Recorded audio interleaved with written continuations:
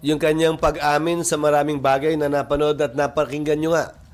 Unang hakbang marahil yon para sa pagkakaroon ng responsibilidad kaugnay sa bagay na yan. Ngayon, ulitin ko klarong magkaiba kami ng pananaw.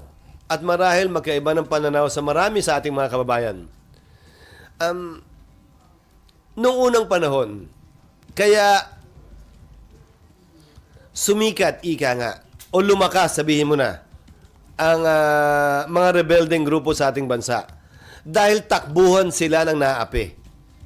Dahil siyempre, mabagal ang hustisya, kailangan dumaan sa korte, kailangan patunayan ang pagkakasala, at wala pa tayong parusang kamatayan. So yung naapi, may takbuhan.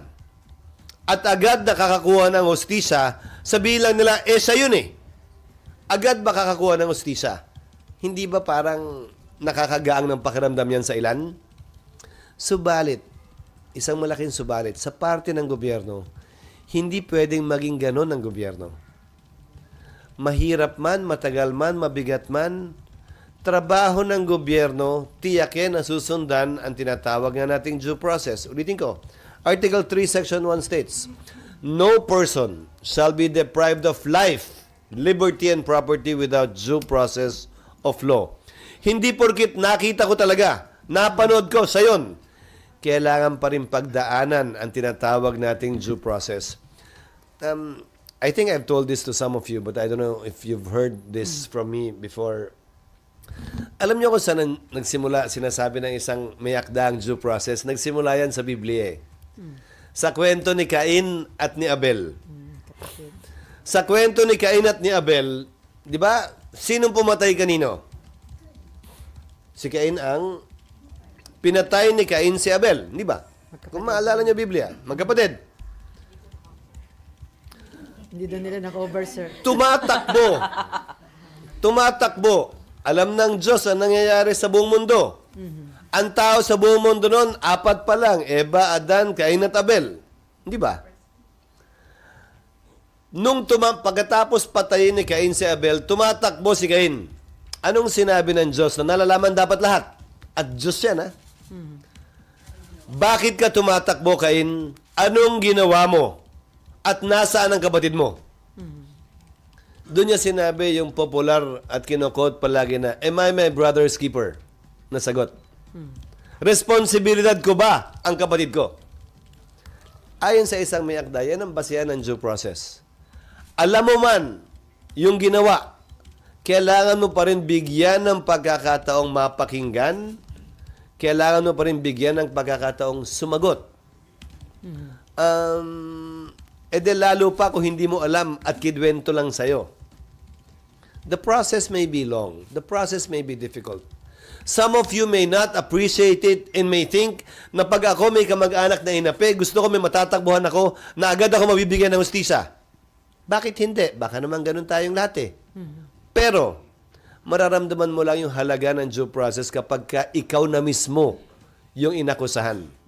Ikaw na mismo yung may asawa, anak o kapatid na pinatay o kinulong na lang basta-basta nang hindi man lamang tinatanong o natatanong o nabibigyan ng pagkakataong sumagot. Yun ang punto de vista ng gobyerno at doon ang gagaling ang gobyerno. Rason kung bakit napakahalaga ng due process of law na tinatawag bago ang isang taong inaakusahan ay maparusahan anumang uri ng parusa yon. So, sir, mabigat na violation ng due process yung sinabi ni dating Pangulong Duterte na ini-encourage niya yung mga police na yung mga criminals manlaban na lang daw para may dahilan para patayin, and at the same time ba't pa daw niya bubuhayin at gagastusan sa kulungan yung mga criminals, pamigay na lang daw niya yun sa mahihirap. A civilized society does not operate that way.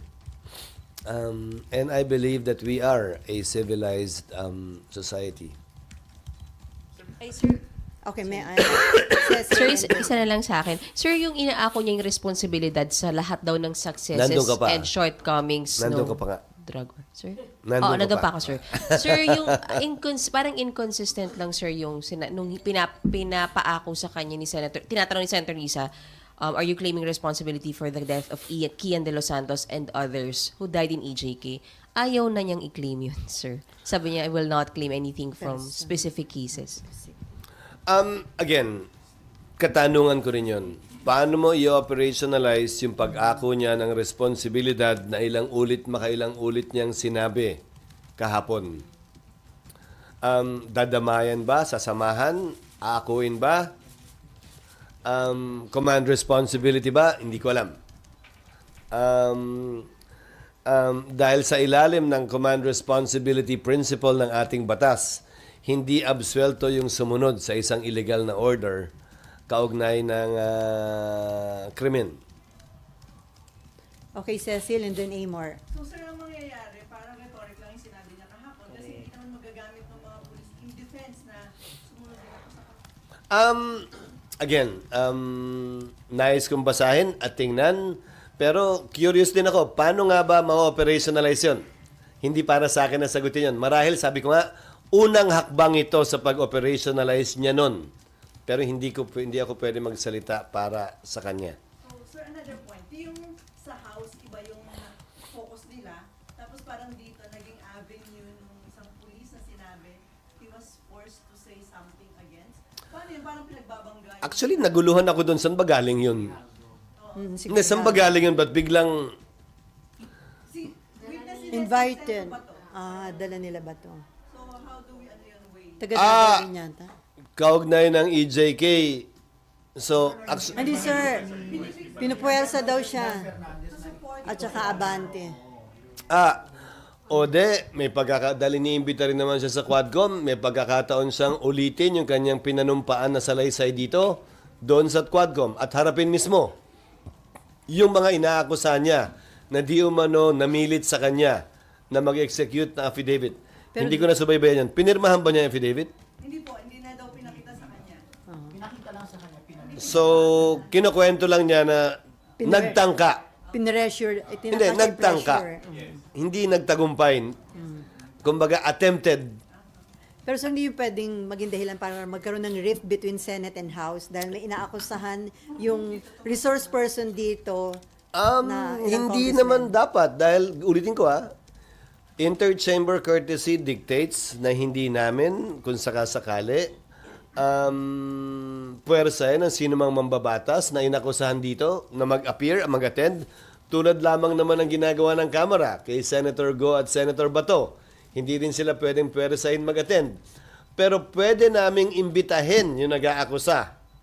Inimbita nga namin si Garma, inimbita nga namin si Kerwin Espinosa. Hindi nga lang nakadalo sa pagdinig na ito. Pero walang pumipigil sa Kamara, imbitahan itong pulis na ito para komprontahin siya dun sa akusasyon niya laban sa 2 o 3 mambabatas. Senator Bato is pushing for Senate protection patent to Colonel Grijaldo. Paano yung mangyayari sir kung nandito siya sa Ikukonsulta ko yan sa mga miyembro ng Senado kabilang na kay Senator Bato dahil wala namang witness protection program ang Senado.